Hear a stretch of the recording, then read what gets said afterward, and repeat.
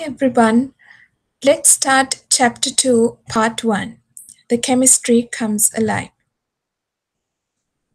In this chapter, you're going to learn about basic chemical components with relevant for human anatomy and physiology. Before that, let's understand certain words. That is, what is a molecule and what is a compound. So when you think about the compounds or the molecules, they're made up of atoms, and most atoms, they combined with one atom and form molecules and compounds. So when you found two or more atoms bonded together, we use the term the molecule, and specific molecules combine together and form compounds. So certain compounds that you encountered in physiology or chemistry would be the glucose molecule, which is carbon 6, hydrogen 12 atoms, carbon 6 atoms, and oxygen 6 atoms combined together and formed a complex structure of the glucose. And also, sometimes molecules with only one type of atom are just called molecules, because the examples would be the hydrogen gas. So it just have hydrogen atom and hydrogen atom. So it does not necessarily need to be like separate atoms or compounds, but it's just like what same type of atom combined, and it can used as a molecule even though it comes as a compound.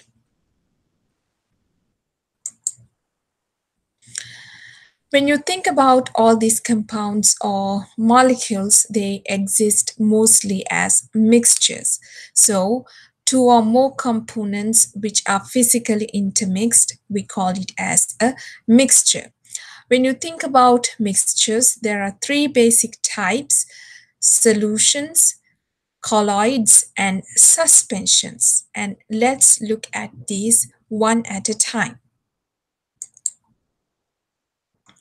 Solutions.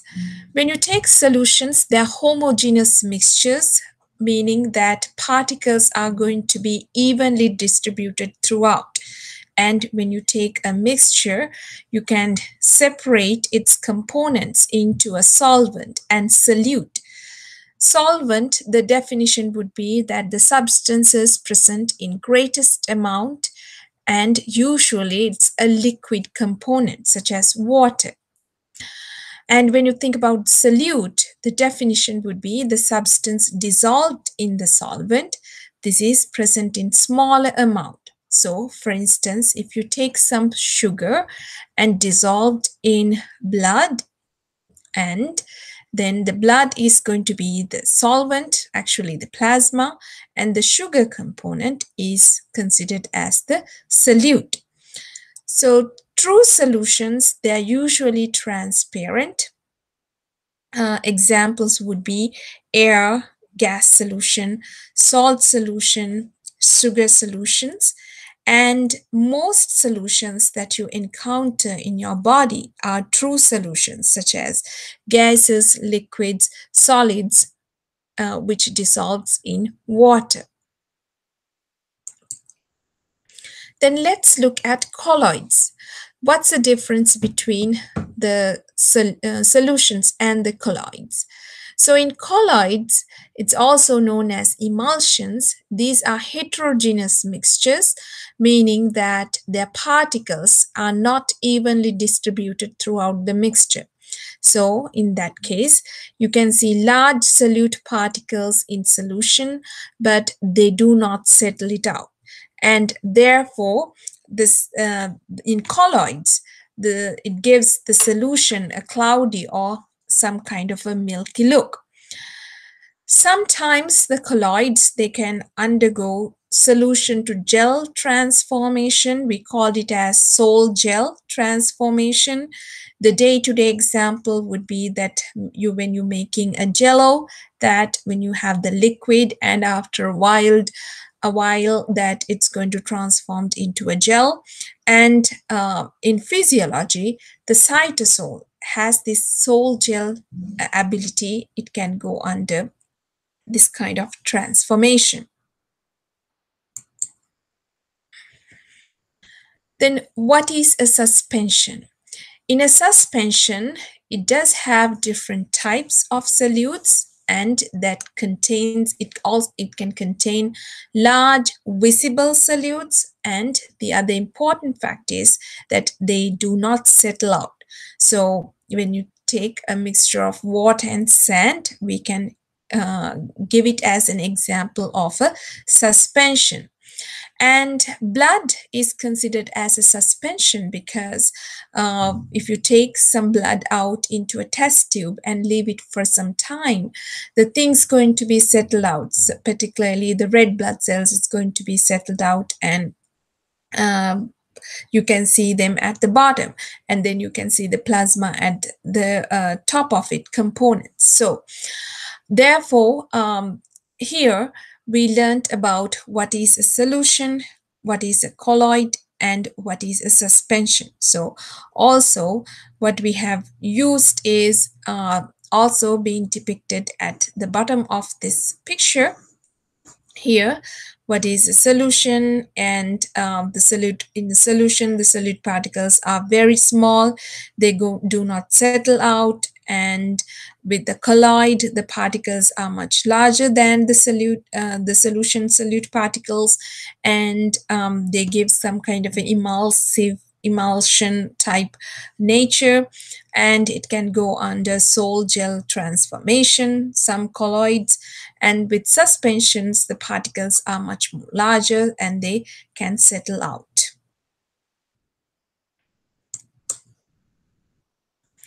So with related to chapter 2, the next important topic that you need to understand is the chemical reactions.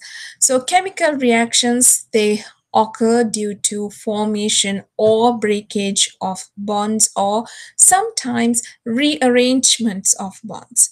So these reactions you can reason in symbolic forms in chemical equations, which you have learned at chemistry. And chemical equations, when you write it as so, it has reactants and also it has products. So reactants are the substances which entering into the reaction together. The products are the resulting chemicals which you get once the reactants are react together. So it's a resulting chemical end products.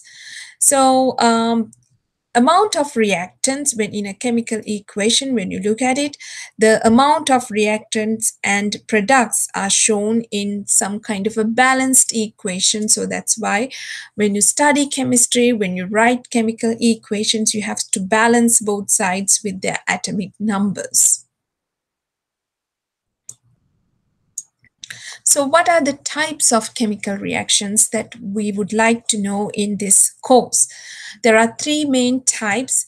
The synthesis, the first one would be the synthesis reactions, that is combination. Synthesis is like something making, combining reactions.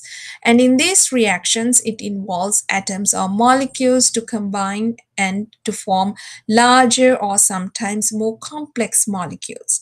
And we use the word anabolic when you see some kind of a formation of building process. So in this case, you would see in this equation that A plus B formed a product in here. These are the reactants that we discussed in the previous slide. A and B are the reactants, and AB, the combination compound, is the product, and this is an anabolic reaction. The next important chemical reaction would be the decomposition, which is in these reactions, there's a breakdown of molecule into smaller molecules or its constituent atoms, and this is the opposite of the anabolic reactions. So we give the word catabolic for these reactions. Catabolic is also used as bond breaking. Anabolic is for bond formation, catabolic bond breaking. So here, when we take the same example, you have this AB compound. It has a bond formed in here, and with the catabolic reaction, it gives the compounds back. So the product, now in this case, the products are the A and B, and the bonds have been break down in this A and B, AB compound, and then gives rise to the product individual A and individual B. So where we see these decomposition reactions in our body is that usage of glycogen storage, because when we need energy, the glycogen is being stored as energy in our body, and then the glycogen has to be break down and release glucose. So here it shows a lot of glycogen molecules, and with the catabolic reactions, all these bonds have been broken down and then has released all the glucose molecules. The last one, or the third one, would be the exchange reactions, which is also called as displacement reactions, which involves both the synthesis and the decomposition, which is the anabolic and the catabolic. So in these reactions, bonds are going to be both made as well as it's going to be broken down. So let's see in this figure here that AB compound, it's a compound, and it's this bond's going to be break down, in this case catabolic reactions, and a new bond is going to formed with C, and this is a anabolic reaction happening in here, but catabolism is happening over here. The same way, once these compounds are broken down, the bonds are broken down, then the catabolic reactions come into play. At the same time, new compounds are formed, so new bonds are going to be formed. In that case, it's going to be anabolic reaction. So here, it's a combination mixture of both catabolic and anabolic, you would see. Where we can see these in our body, examples would be that formation of glucose phosphate using the ATP. So in here, you would see that ATP, it does have three phosphate groups, and the last phosphate, it's been attached with a bond over here, you would see. And to form the glucose phosphate, this phosphate group has to be transformed into the glucose. So therefore, the catabolism happens at the ATP, and a new bond is now going to be formed at the glucose. That is, then it's end up with glucose phosphate. So therefore, the anabolism is happening with the glucose and resulted in glucose phosphate, and the catabolism is happening at the ATP, where it breaking of its phosphate bond and releases its phosphate group. So you would see that this is an exchange reaction where you would see both the anabolism and catabolism happens at the same time.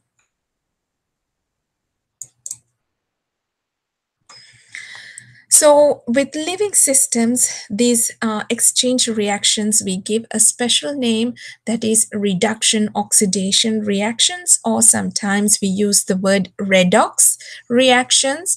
So in that case, some atoms, they are going to be reduced, and why we call it reduced, that is that they're going to gain some electrons. So whenever you gain, the atoms gained electrons, we call it as the atom going to be reduced, and when they lose electrons, we call it as oxidization or oxidized reactions. And hopefully you have heard these words in your chemistry classes.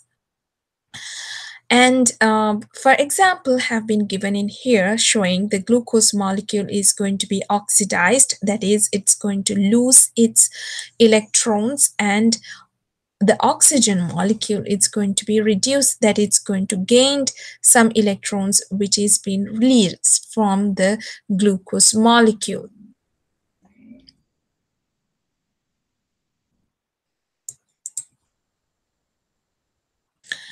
So all in all,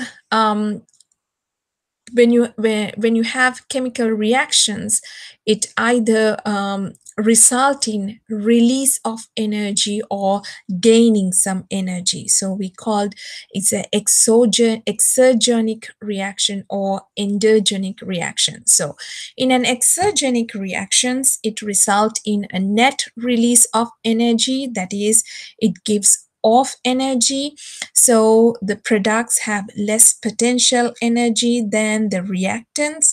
And the examples for exergenic ones would be the catabolic and oxidative reactions. The other form would be the endogenic reactions, which is that they absorb energy or they use up energy, so then the end product is going to have more potential energy than reactants. So therefore the anabolic reactions are usually considered as the endogenic reactions. So on the other hand, we can say it like formation of bonds are endogenic, breakage of bonds are exergenic, like that. With related to the chemical reactions, the other important aspect that you would know is this factors that would affect the speed of chemical reactions. That is, there are certain factors affect its speed.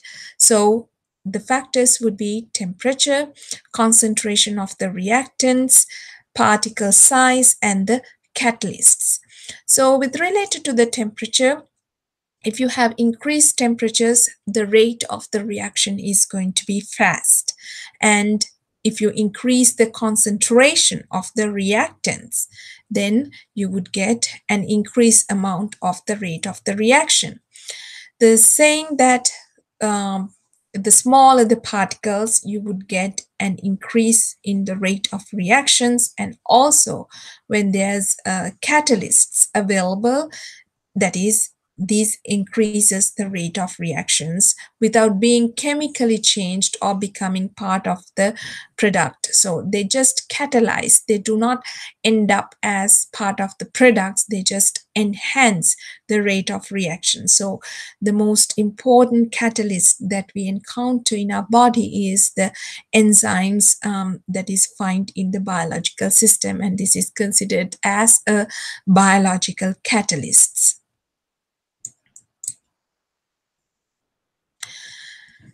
The next important component of this chapter is understanding biochemistry. So, biochemistry is the study of chemical composition and reactions of the living matter. We can categorize the chemicals into two components: inorganic compounds and the organic compounds.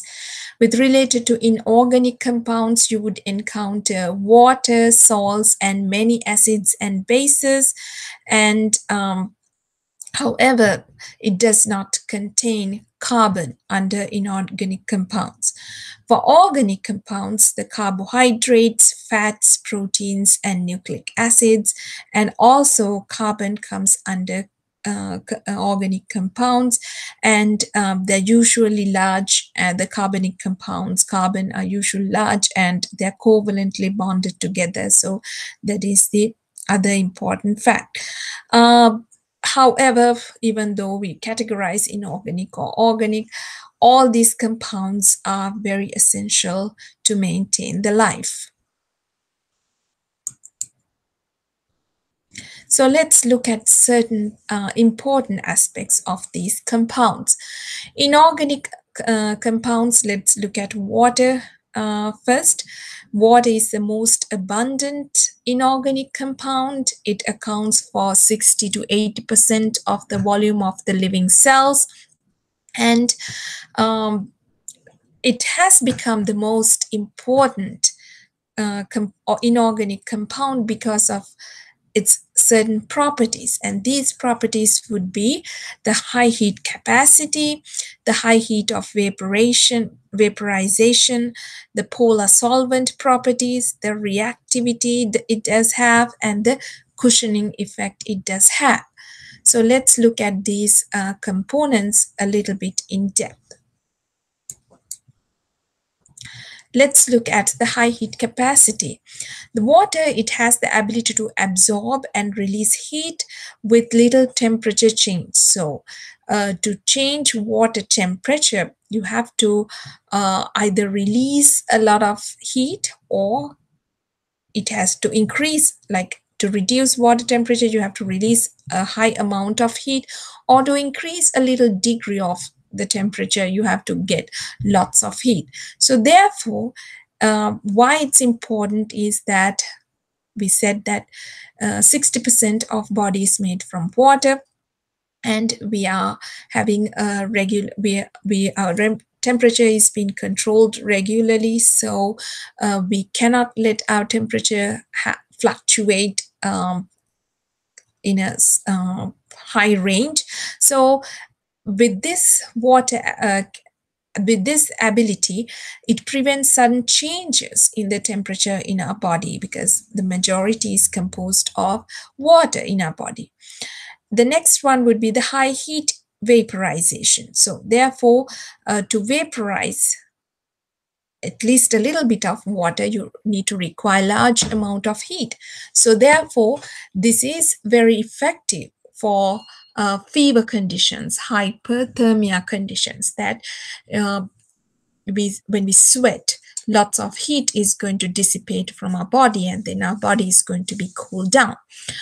The other important aspect of this water is that the polar solvent properties, that it allows to dissolve and dissociate ionic substances, and also it forms hydration layers around large charged molecules. So therefore, because of this polar property, that it can enable lots of compounds to be transport throughout the body, so it can work as a transport medium. The last two component would be the reactivity, that is, it can react, it can engage with lots of chemical reactions. So this is a necessary part of the hydrolysis and dehydration synthesis reactions. And lastly, the cushioning property, it protects some organs from physical traumas. Examples would be the cerebrospinal fluid cushioning, nervous system organs. You have synovial fluid in your joints, and lots of other places. The cushioning effect would be provided by the water.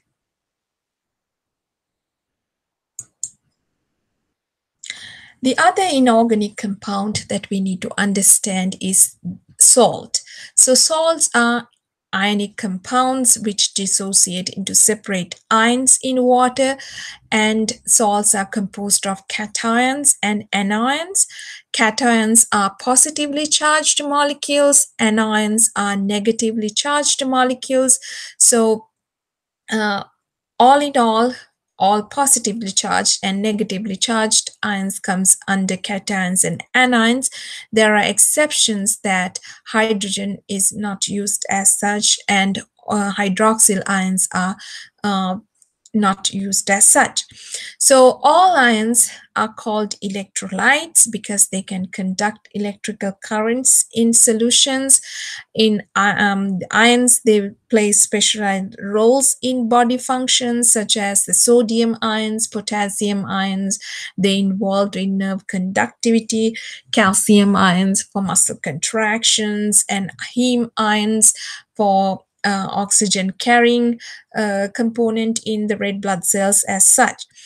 Common salts that you encountered in the body would be sodium chloride, potassium chloride, calcium phosphates, and you can find more examples as you read. So let's look at some clinical facts with related to salt composition of the body.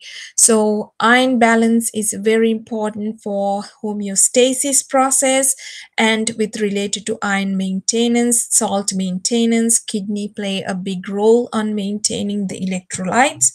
And if your electrolyte balance is disrupted, then all organ system is going to be dysfunction. So therefore, maintaining proper electrolytes, ion balance is important, or salt composition is important for maintaining a good homeostasis balance.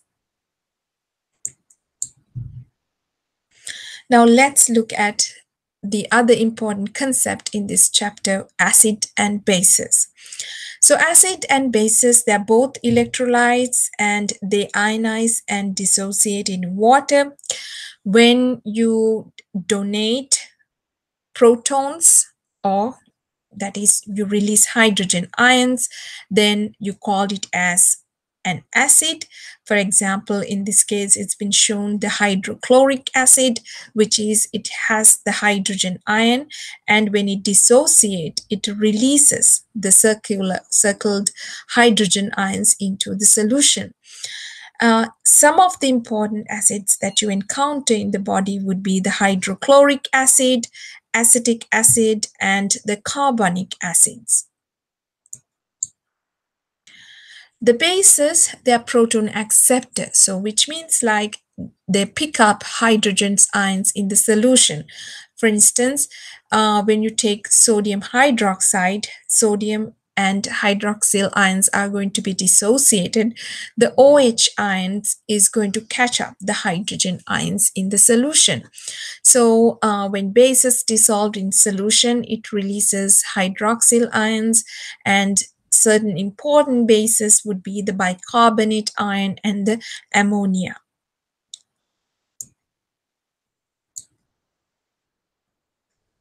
Then let's look at the pH.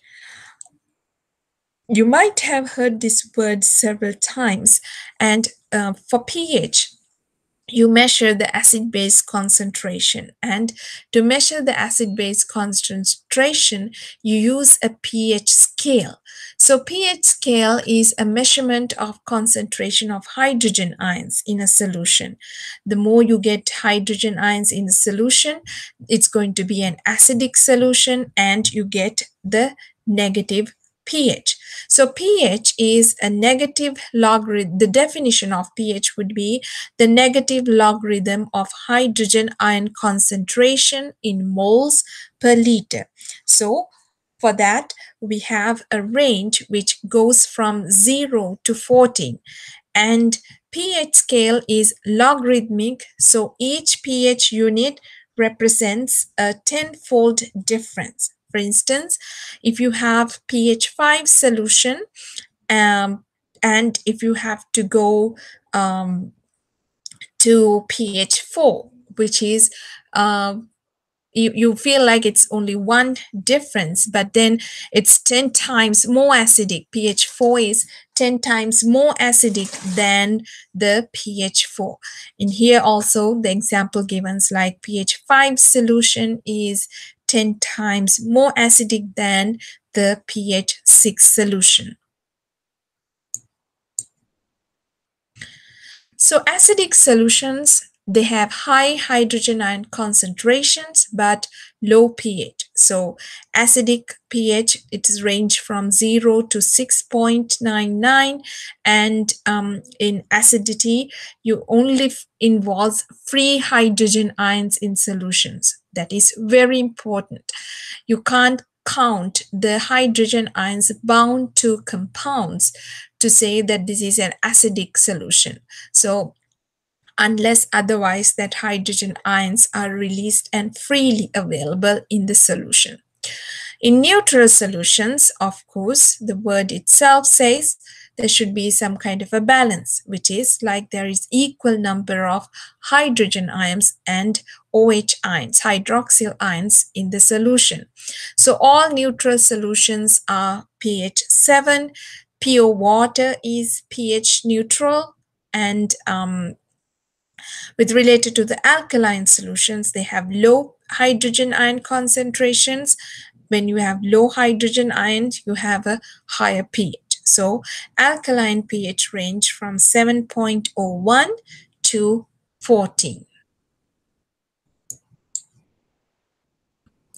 With related to the neutralization reactions, that is happening when acids and bases are mixed together, and when they mix together, the displacement reactions occur, and then they're going to form water and the salt compound. So in this case, it's been shown the sodium hydroxide, which is a base, hydrochloric acid, which is an acid, and with the combination of them, sodium ion, positive ion is going to form a bond with chloride ions, the negative ions, and the water molecule is going to be released. So sodium chloride is a salt, and the water molecule is going to be released.